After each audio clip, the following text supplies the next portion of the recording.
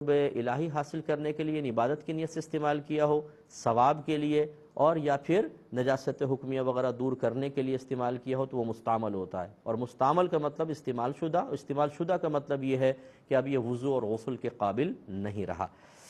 ایک انہوں نے کہا کہ کسی نے سنت مؤکدہ کو سنت غیر مؤکدہ کی طرح پڑھ لیا تو کیا حکم ہوگا؟ پہلے تو یہ سمجھ لیجئے کہ ان دونوں میں فرق کیا ہے۔ جو بچی پوچھنا چاہ رہی ہے اس کو معلوم ہے یہ، پھر انہوں نے کویسچن جان بوجھ کے کیا ہوگا، لیکن چلیں میں بہرحال کر لیجئے گا کویسچن، میں ویسے ہی کہہ رہا ہوں۔ سنت مؤکدہ جو ہے یہ فرض کی طرح پڑھی جاتی ہے کہ پہلی رکعت میں ثنا ہوگی، تیسرے میں نہیں ہوگی، اور 2 رکعت کے بعد صرف التحیات پڑھیں گے اور اس کے بعد مزید آگے کچھ نہ پڑھیں۔ لیکن غیر مؤکدہ کے اندر پہلی اور تیسری میں ثنا پڑھی جاتی ہے، اور قاعدہ اولیٰ میں یعنی التحیات کے بعد درود شریف بھی پڑھا جاتا ہے۔ اب اگر کسی نے مؤکدہ کو غیر مؤکدہ کی طرح پڑھ لیا تو اس کا یہی ہوگا کہ یا تو پہلی اور تیسری میں ثنا پڑھی ہے تو پہلی میں تو صحیح تھا، لیکن تیسری میں پڑھی ہے غیر مؤکدہ کی طرح تو اس سے کوئی فرق نہیں پڑے گا، زیادہ زیادہ خلاف سنت ہے۔